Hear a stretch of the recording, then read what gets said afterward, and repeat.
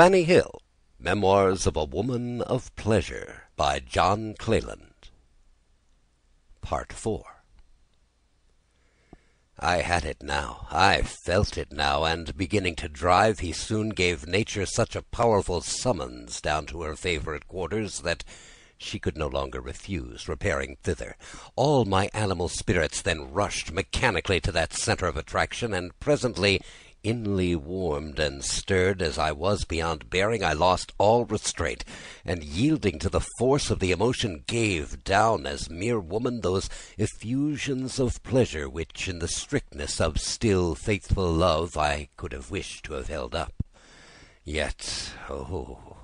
what an immense difference did I feel between this impression of a pleasure merely animal, and struck out of the collision of the sexes by a passive bodily effect, from that sweet fury, that rage of active delight which crowns the enjoyments of a mutual love-passion, where two hearts, tenderly and truly united, club to exalt the joy, and give it to a spirit and soul that bids defiance to that which mere momentary desires generally terminate in, when they die of the surfeit of satisfaction.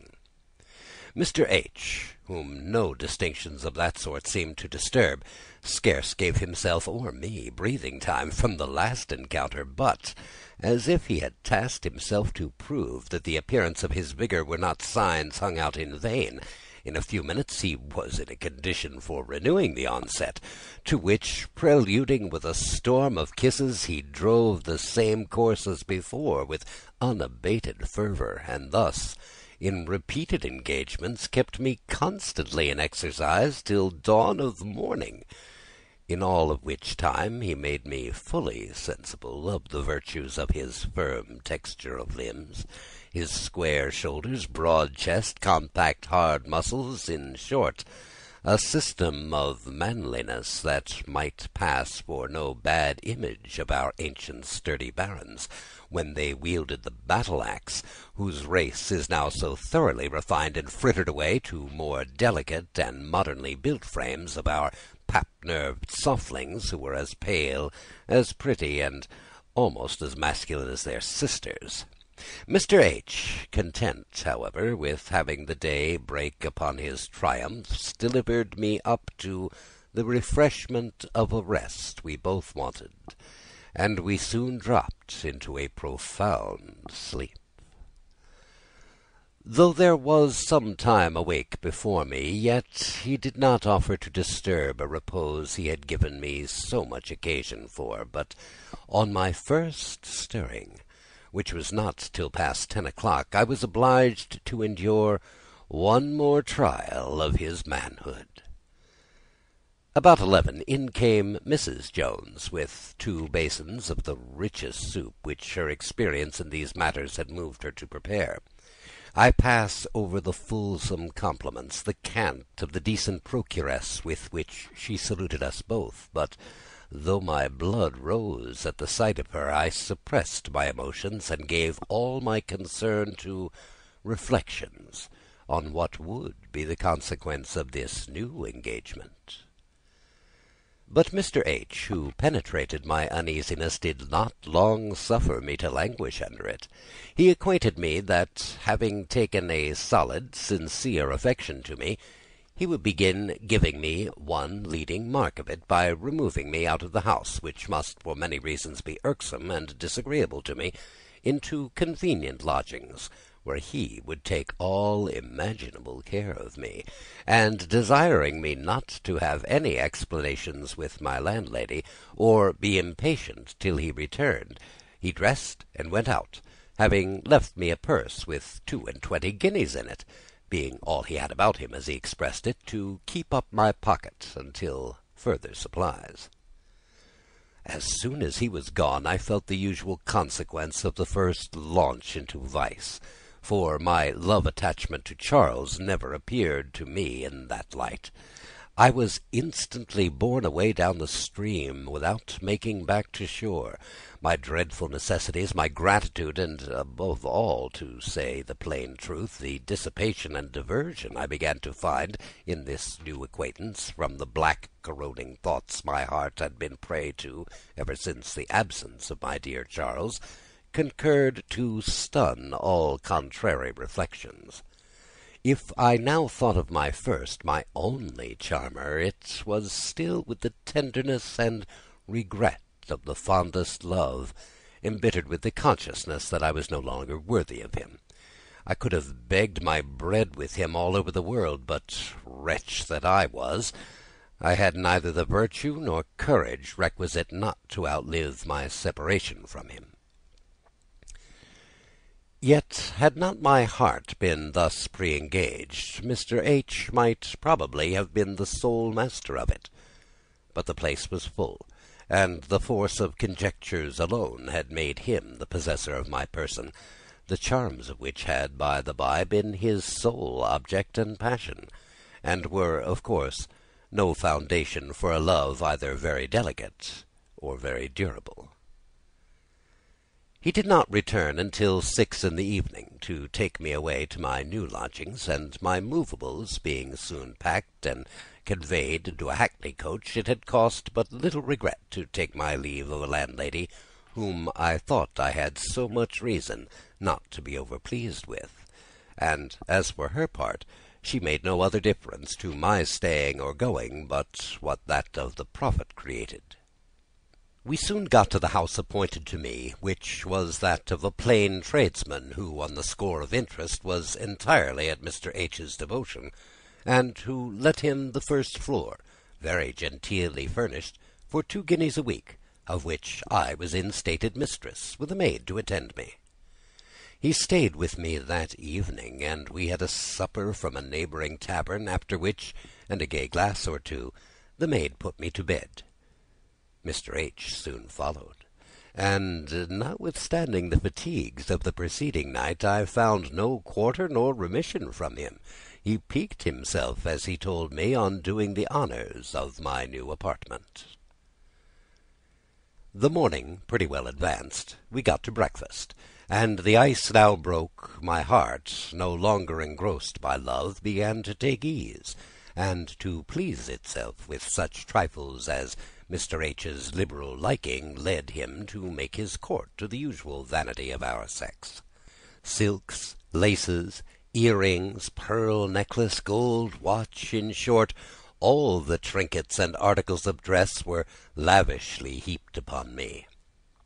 the sense of which, if it did not create returns of love, forced a kind of grateful fondness, something like love, a distinction it would be spoiling the pleasure of 9/10 of the keepers of the town to make, and is, I suppose,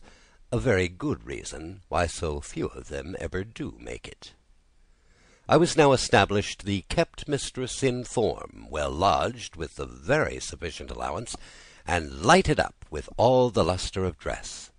Mr. H. continued kind and tender to me, yet with all this I was far from happy, for, besides my regret for my dear youth, which, though often suspended or diverted, still returned upon me in certain melancholic moments redoubled with violences, I wanted more society,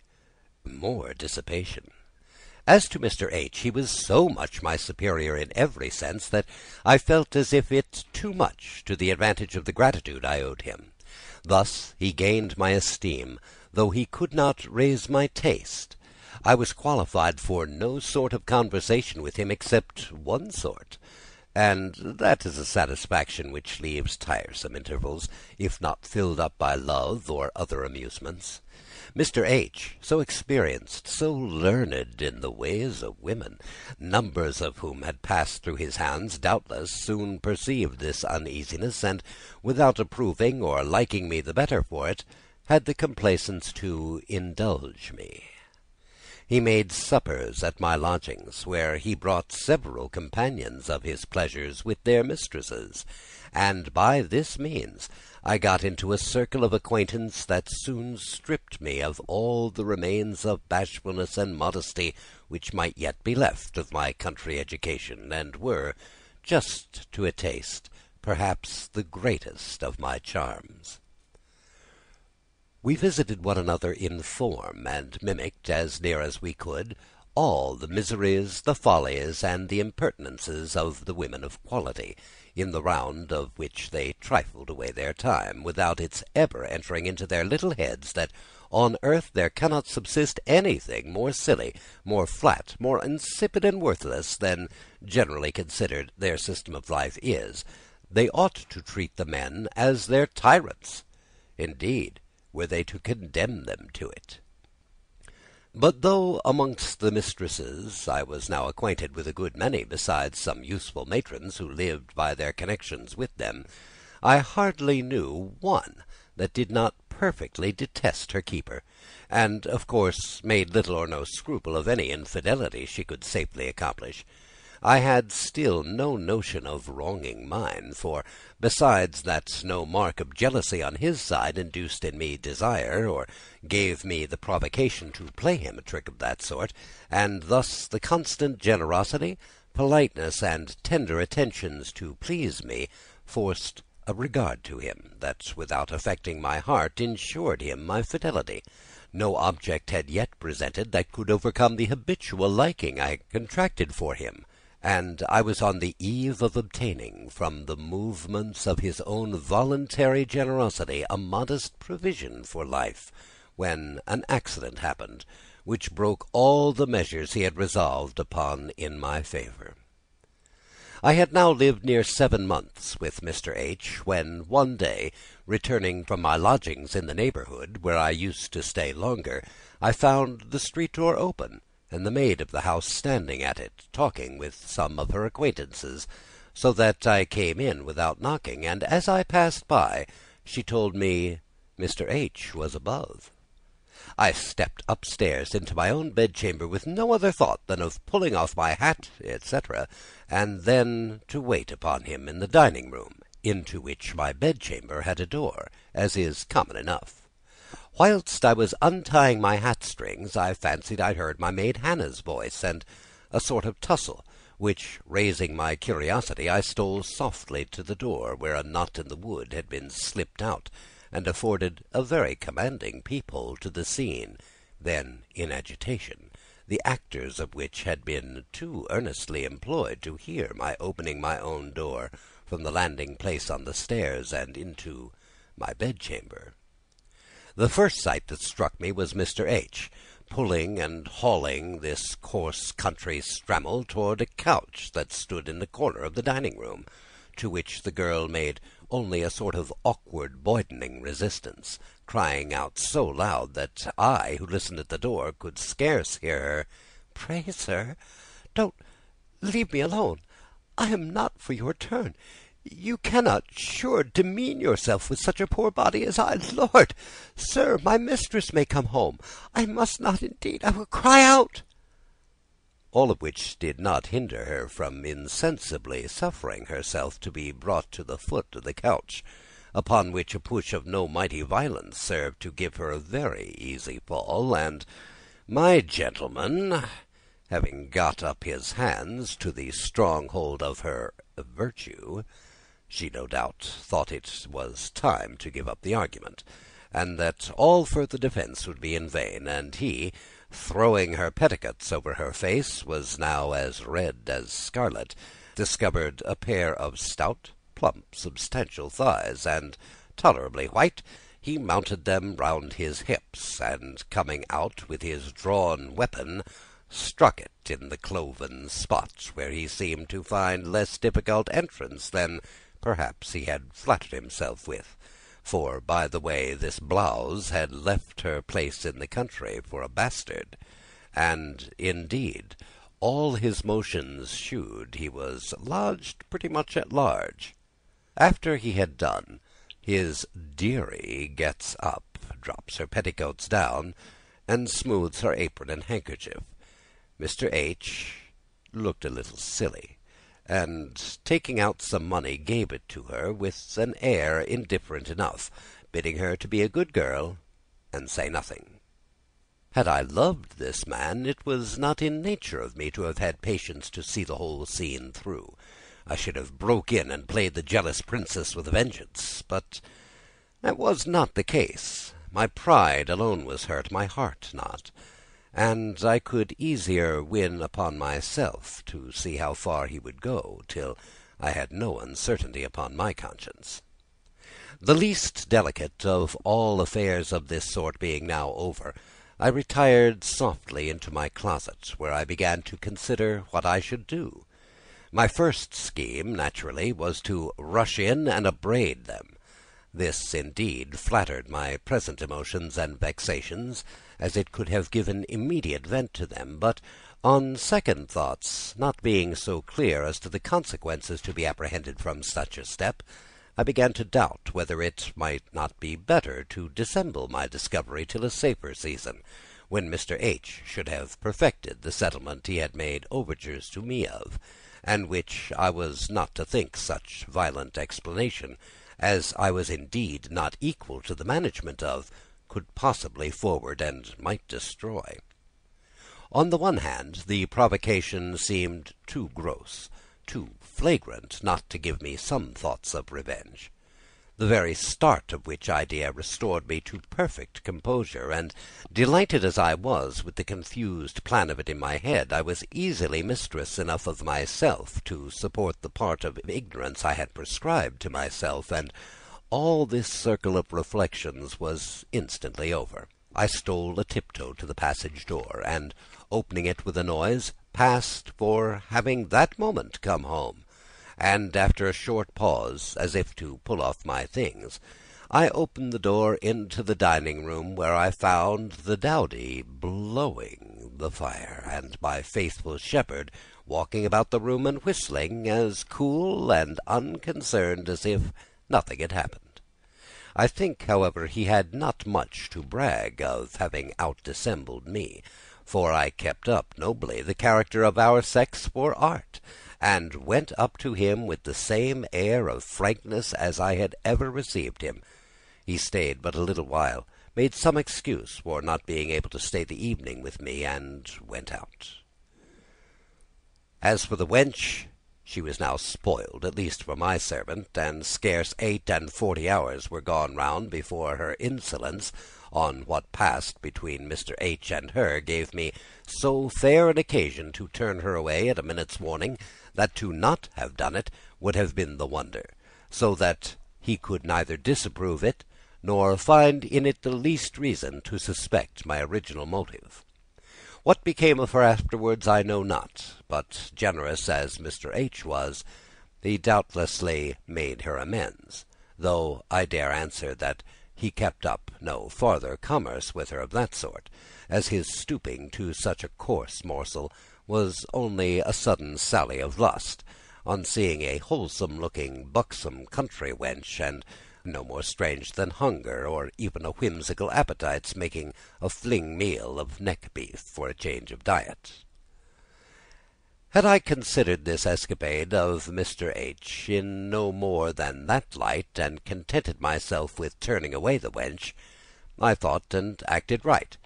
But, flushed as I was with imaginary wrongs, I should have held Mr. H. to have been cheaply off, if I had not pushed my revenge farther, and repaid him, as exactly as I could for the soul of me, in the same coin. Nor was this worthy act of justice long delayed us. I had it too much at heart. Mr. H. had, about a fortnight before, taken into his service a tenant's son, just come out of the country, a very handsome young lad, scarce turned of 19, fresh as a rose, well shaped, and clever limbed, in short, a very good excuse for any woman's liking, even though revenge had been out of the question. Any woman, I say, who was disprejudiced, and had wit and spirit enough to prefer a point of pleasure to a point of pride. Mr. H. had clapped a livery upon him, and his chief employ was, after being shewn my lodgings, to bring and carry letters or messages between his master and me, and as the situation of all kept ladies is not the fittest to inspire respect, even to the meanest of mankind, and perhaps less of it from the most ignorant, I could not help observing that this lad, who was, I supposed, acquainted with my relation to his master by his fellow servants, used to eye me in that bashful, confused way, more expressive, more moving, and readier catched at by our sex than any other, and, innocent as he was, he did not himself know that the pleasure he took in looking at me was love or desire, but his eyes, naturally wanton, and now inflamed with passion, spoke a great deal more than he durst have imagined they did.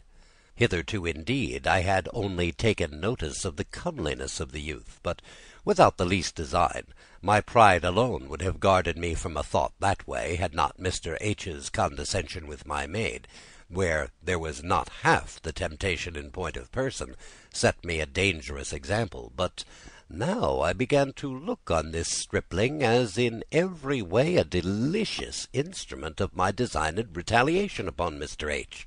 of an obligation for which I should have made a conscience to die in his debt.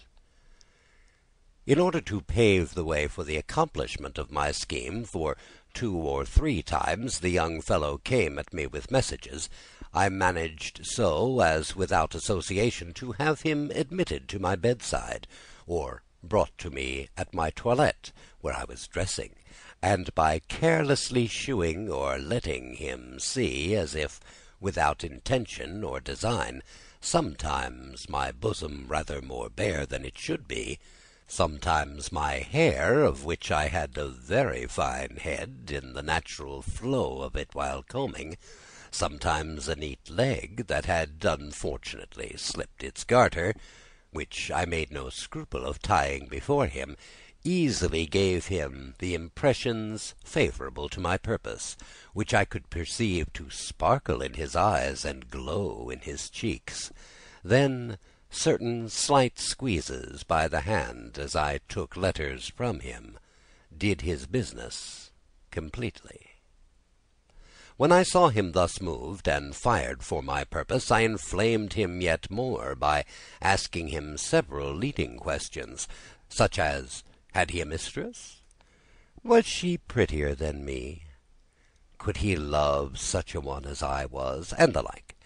To all which the blushing simpleton answered to my wish, in a strain of perfect nature, perfect undebauched innocence, but with all the awkwardness and simplicity of country breeding.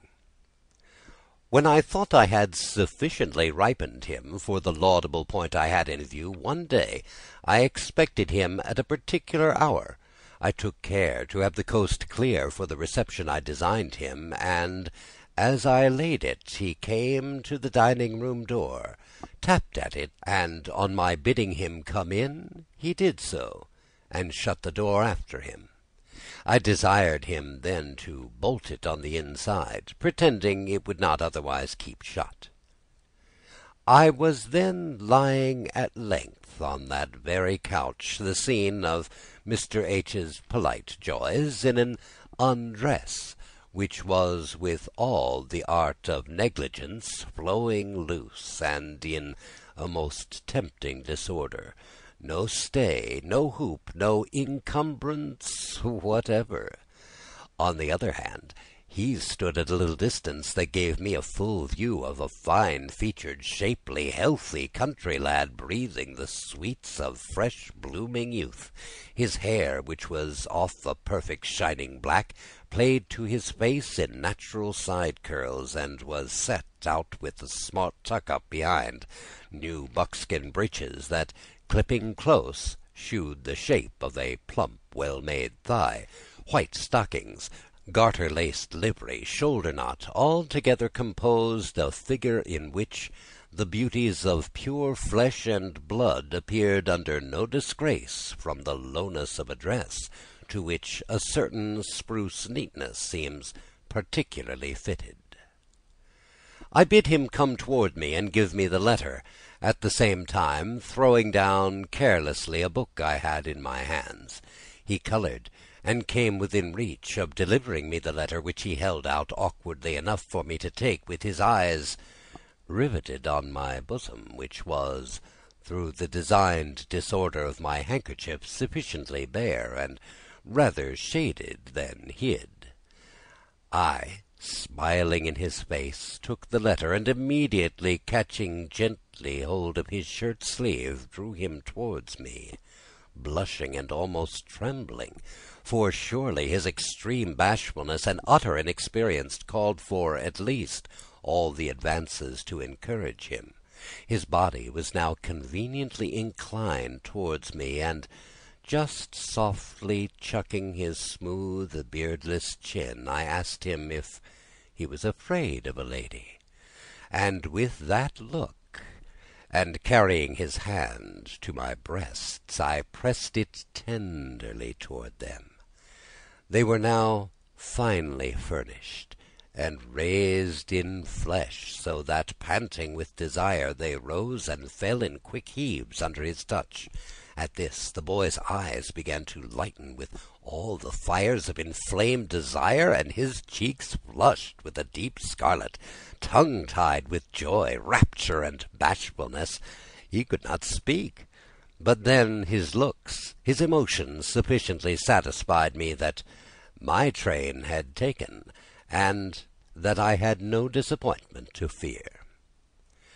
My lips, which I threw in his way now so that he could not escape kissing them, fixed, fired, and emboldened him, and now, glancing my eyes toward that part of his dress which covered the essential object of enjoyment, I plainly discovered the swell and commotion there, and as I was now too far advanced to stop in so fair a way, and was indeed no longer able to constrain myself, or wait the slower progress of his maiden bashfulness, for such it seemed and really was, I stole my hand upon his thighs, down one of which I could see and feel a stiff, hard body confined by his breeches, that my fingers could discover no end to. Curious then, and eager to unfold so alarming a mystery, playing, as it were, with his buttons, which were bursting, ripe from the active force within, those of his waistband and fore-flap flew open at the touch, and out it started, and now, disengaged from the shirt, I saw with wonder and surprise. What? Not the plaything of a boy, not the weapon of a man, but a maypole of so enormous a standard that, had proportions been observed, it must have belonged to a young giant. Its prodigious size made me shrink again, yet I could not without pleasure behold, and even ventured to feel, such a length, such a breadth of animated ivory, perfectly well turned and fashioned, the proud stiffness of which distended its skin, whose smooth polish and velvet softness might vie with the most delicate of our sex, and whose exquisite whiteness was not a little set off by a sprout of black curling hair round the root, though the jetty springs of which the fair skin shewed, as in a fine evening you may have remarked the clear light either through the branchwork of distant trees overtopping the summit of a hill, then the broad bluish casted incarnate of the head, and the blue serpentines of its veins, altogether composed the most striking assemblage of figure and colours in nature. In short, it stood an object of terror and delight. But what was yet more surprising, the owner of this natural curiosity, through the want of occasions and the strictness of his home breeding, and the little time that he had been in town not having afforded him one, was hitherto an absolute stranger, in practice at least, to the use of all that manhood which he was so nobly stocked with, and it now fell to my lot to stand his first trial of it, if I could resolve to run the risks of its disproportion to that tender part of me, which such an oversized machine was very fit to lay in ruins. But it was now of the latest to deliberate, for by this time the young fellow, overheated with the present objects, and too high-mettled to be longer curbed in by that modesty and awe which had hitherto restrained him, ventured, under the stronger impulse and instructive promptership of nature alone, to slip his hands, trembling with eager, impetuous desires, under my petticoats, and seeing, I suppose, nothing extremely severe in the looks to stop or dash him, he feels out, and seizes gently the centre spot of his ardours. Then the fiery touch of his fingers determines me, and my fears melting away before the glowing intolerable heat, my thighs disclose of themselves and yield all liberty to his hand, and now a favourable movement giving my petticoats a toss, and the avenue lay too fair, too open to be missed. He is now upon me. I had placed myself with a jet under him, as commodious and open as possible to his attempts, which were untoward enough for his machine, meeting with no inlet, bore and battered stiffly against me in random pushes, now above, now below, now beside this point, till, burning with impatience from its irritating touches, I guided gently with my hand this furious engine, to which my young novice was now to be taught his first lesson of pleasure. Thus he nicked at length the warm and insufficient orifice, but he was made to find no breach impracticable, and mine, though so often entered, was still far from wide enough to take him easily in. By my direction, however, the head of his unwieldy machine was so critically pointed that, feeling him foreright against the tender opening, a favourable motion from me met his timely thrust, by which the lips of it, strenuously dilated, gave way to his thus assisted impetuosity, and, that we might both feel that he had gained a lodgment, pursuing then this point, he soon, by violent and, to me, most painful piercing thrusts, wedges himself at length so far in as to be now tolerably secure of his entrance. Here he stuck, and I know I felt such a mixture of pleasure and pain as there is no giving a definition of. I dreaded alike his splitting me further up, or his withdrawing. I could not bear either to keep or part with him. The sense of pain, however, prevailing from his prodigious size and stiffness, acting upon me in the continued rapid thrusts with which he furiously pursued his penetration, made me cry out gently, "Oh, my dear, you hurt me!" This was enough to check the tender and respectful boy, even in his mid-career, and he immediately drew out the sweet cause of my complaint, whilst his eyes eloquently expressed at once his grief for hurting me, and his reluctance at dislodging from quarters of which the warmth and closeness had given him a gust of pleasure that he was now desire mad to satisfy, and yet too much a novice not to be afraid of withholding his relief on account of the pain he had put me to. But I was myself far from being pleased with his having too much regarded my tender exclaims, for now, more and more fired with the object before me, as it still stood with the fiercest erection, unbonneted and displaying its broad vermilion head, I first gave the youth a re-encouraging kiss, which he repaid me with a fervour that seemed at once to thank me and to bribe my farther compliance, and soon replaced myself in a posture to receive, at all risks, the renewed invasion, which he did not delay for an instant, for being presently remounted, I felt once more the smooth, hard gristle forcing an entrance, which he achieved rather easier than before, pained, however, as I was with his efforts of gaining a complete admission, which he was so regardful as to manage by gentle degrees, I took care not to complain.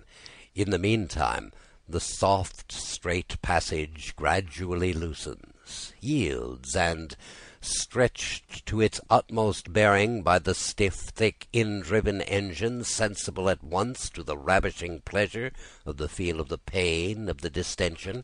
let him in about half-way, when all the most nervous activity he now exerted to further his penetration gained him not an inch for his purpose, for, whilst he hesitated there, the crisis of pleasure overtook him,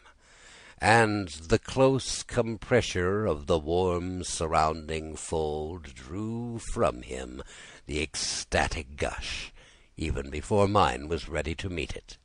kept up by the pain I had endured in the course of the engagement from the insufferable size of his weapon, though it was not yet in above half its depth. I expected then, but without wishing it, that he would draw, but was pleasantly disappointed, for he was not to be left off so. The well-breathed youth, hot-mettled and flushed with genial juices, was now fairly in for making me know my driver. As soon, then, as he had made a short pause, waking, as it were, out of the trance of pleasure in which every sense seemed lost for a while, whilst with his eyes shut and short quick breathing he had yielded down his maiden tribute, he still kept his post, yet unsated with enjoyment, and solacing in these so new delights, till his stiffness, which had scarcely perceptibly remitted, being thoroughly recovered to him, who had not once unsheathed, he proceeded afresh to cleave open to himself an entire entry to me, which was not a little made easy for him by the balsamic injection with which he had just plentifully moistened the whole internals of my passage, redoubling then the active energy of his thrusts, favoured by the fervid appetite of my motions. The soft oiled wards can no longer stand so effectual a picklock, but yield and open to him an entrance. And now, with conspiring nature and my industry strong to aid him, he pierces, penetrates, and at length, winning his way inch by inch, gets entirely in, and finally, mighty thrust sheathes it up to the guard, on the information of which, from the close jointure of our bodies, insomuch that the hair on both sides perfectly interweaved and encircled together, the eyes of the transported youth sparkled with more joyous fires, and all his looks and motions acknowledged excess of pleasure, which I now began to share, for I felt him in my very vitals. I was quite sick with delight, stirred beyond bearing with its furious agitations within me, and gorged and crammed even to surfeit. Thus I lay gasping, panting under him, till his token breathings, faltering accents, eyes twinkling with humid fires, lunges more furious, and an increased stiffness gave me to hail the approaches of the second period. It came, and the sweet youth, overpowered with ecstasy, died away in my arms, melting in a flood that shot in genial warmth into the innermost recesses of my body, every conduit of which, dedicated to that pleasure, was on flow to mix with it. Thus we continued for some instants, lost, breathless, senseless of everything and in every part but those favourite ones of nature, in which all that we enjoyed of life and sensation was now totally concentrated. When our mutual trance was a little over, and the young fellow had withdrawn that delicious stretcher with which he had most plentifully drowned all thoughts of revenge in sense of actual pleasure, the widened, wounded passage refunded a stream of pearly liquids, which flowed down my thighs mixed with streaks of blood, the marks of the ravage of that monstrous machine of his, which had now triumphed over a kind of second maidenhead.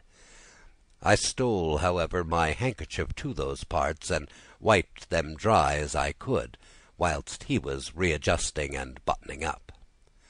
I made him now sit down beside me, and, as he had gathered courage from such extreme intimacy, he gave me an after-course of pleasure, in a natural burst of tender gratitude and joy at the new scenes of bliss I had opened to him, scenes positively new, as he had never before had the least acquaintance with that mysterious mark, the cloven stamp of female distinction, though nobody better qualified than he to penetrate into its deepest recesses, or to do it nobler justice. But when by certain motions, certain unquietness of his hands that wandered not without design, I found he languished for satisfying a curiosity, natural enough, to view and handle those parts which attract and concentrate the warmest force of imagination, charmed as I was to have any occasion of obliging and humouring his young desires, I suffered him to proceed as he pleased, without check or control, in the satisfaction of them. Easily then, reading in my eyes the full permission of myself to all his wishes, he scarce pleased himself more than me, than when, having insinuated his hand under my petticoat and shift, he presently removed those bars to the sight by slightly lifting them upwards, under favour of 1,000 kisses, which he thought perhaps necessary to divert my attention from what he was about. All my drapery being now rolled up to my waist, I threw myself into such a posture upon the couch as gave up to him, in full view, the whole region of delight, and all the luxurious landscape round it. The transported youth devoured everything with his eyes, and tried with his fingers to lay more open to the sight the secrets of that dark and delicious deep.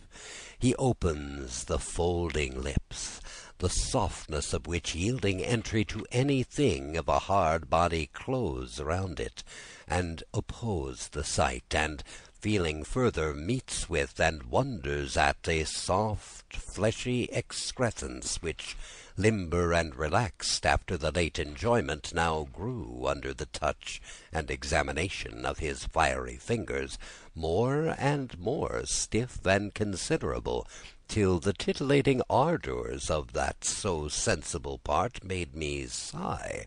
as if he had hurt me, on which he withdrew his curious probing fingers, asking me pardon, as it were, in a kiss that rather increased the flame there. Novelty ever makes the strongest impressions, and in pleasures especially. No wonder, then, that he was swallowed up in raptures of admiration of things so interesting by their nature, and now seen and handled for the first time. On my part, I was richly overpaid for the pleasure I gave him, in that of examining the power of those objects thus abandoned to him, naked and free to his loosest wish, over the artless natural stripling, his eyes streaming fire, his cheeks glowing with a florid red, his fervent frequent sighs, whilst his hands convulsively squeezed, opened, pressed together again, the lips and sides of that deep flesh wound, or gently twitched the overflowing moss, and all proclaimed the excess, the riot of joys in having his wantonness thus humoured. But he did not long abuse my patience, for the objects before him had now put him and all his, and by coming out with that formidable machine of his, he lets the fury loose, and, pointing it directly to the pouting lipped mouth, that bid him sweet defiance in dumb shoe, squeezes in the head, and driving with refreshed rage, breaks in, and plugs up the whole passage of that soft pleasure conduit, where he makes all shake again, and put once more all within me into such an uproar as nothing could still but a fresh inundation from the very engine of those flames, as well as from all the springs of which nature floats that reservoir of joy, when risen to its flood mark. I was now so bruised, so battered, so spent with this overmatch, that I could hardly stir or raise myself, but lay palpitating, till the ferment of my sense subsiding by degrees, and the hour striking at which I was obliged to dispatch my young man, I tenderly advised him of the necessity there was for parting, which I felt as much displeasure at as he could do, who seemed eagerly disposed to keep the field, and to enter on a fresh action, but the danger was too great, and after some hearty kisses of leave, and recommendations of secrecy and discretion, I forced myself to send him away, not without assurances of seeing him again, to the same purpose, as soon as possible, and thrust a guinea into his hands, not more, lest, being too flush of money, a suspicion or discovery might arise from thence, having everything to fear from the dangerous indiscretion of that age, in which young fellows would be too irresistible, too charming, if we had not that terrible fault to guard against. Giddy and intoxicated as I was with such satiating draughts of pleasure,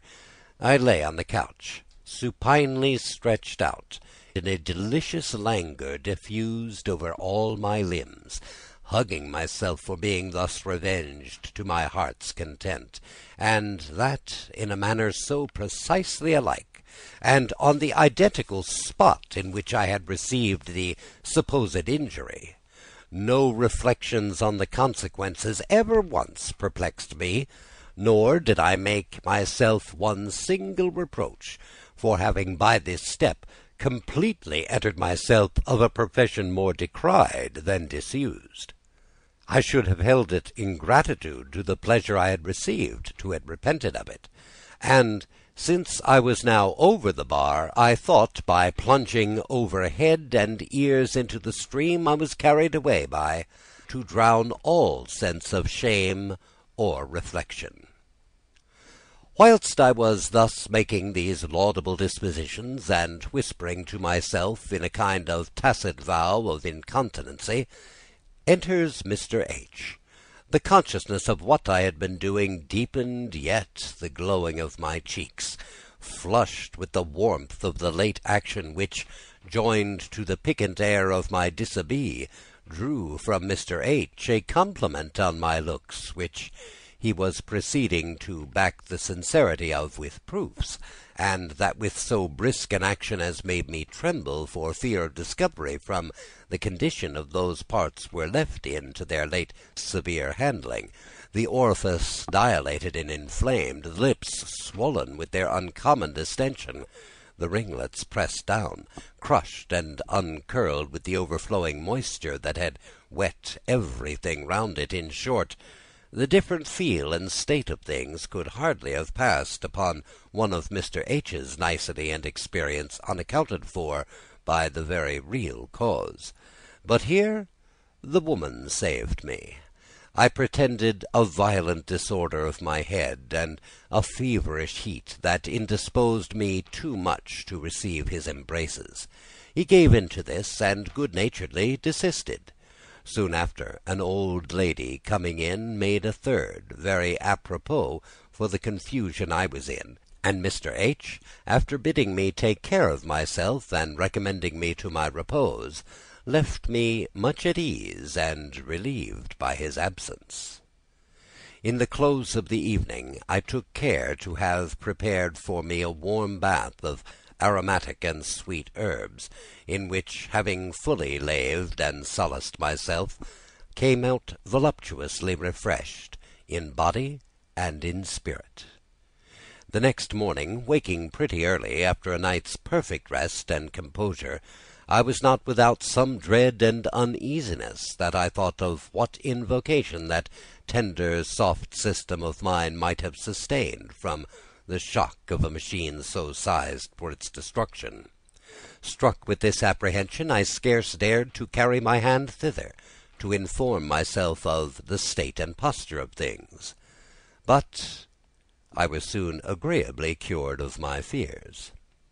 The silky hair that covered round the borders, now smoothed and repruned, had resumed its wonted curl and trimness. The fleshy pouting lips that had stood the brunt of the engagement were no longer swollen or moisture-drenched, and neither they nor the passage into which they had opened, that suffered so great a dilation, betrayed any the least alteration, outward or inwardly, to the most curious research, notwithstanding also the laxity that naturally follows a warm bath. The continuation of that grateful stricture which is in us, to the men the very jet of their pleasure,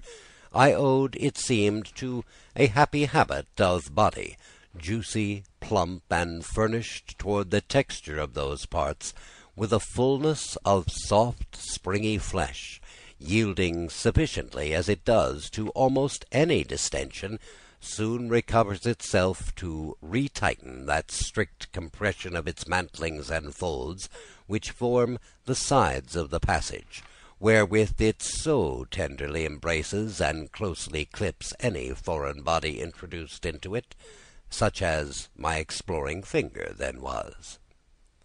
Finding then everything in due tone and order, I remembered my fears only to make a jest of them to myself, and now, palpably mistress of nay size of man, and triumphing in my double achievement of pleasure and revenge, I abandoned myself entirely to the ideas of all the delight I had swam in.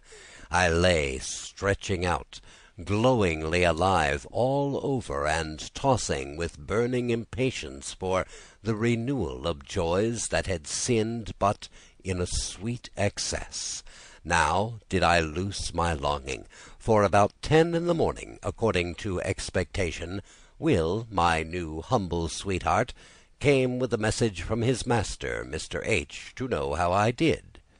I had taken care to send my maid on an errand into the city, that I was sure would take up time enough, and from the people of the house I had nothing to fear, as they were plain good sorts of folks, and wise enough to mind no more of other people's business than they could well help. All dispositions then made, not forgetting that of lying in bed to receive him, when he entered the door of my bedchamber, a latch that I governed by a wire, descended and secured it. I could not but observe that my young minion was as much spruced out as could be expected from one in his condition, a desire of pleasing that could not be indifferent to me, since it proved that I pleased him, which I assure you was now a point I was not above having in view. His hair, trimly dressed, clean linen, and above all a hale, ruddy, wholesome country look, made him out as pretty a piece of woman's meat as you could see, and I should have thought, nay, one much out of taste, that could not have made a hearty meal of such a morsel as nature seemed to have designed for the highest diet of pleasure. So ends Part 4.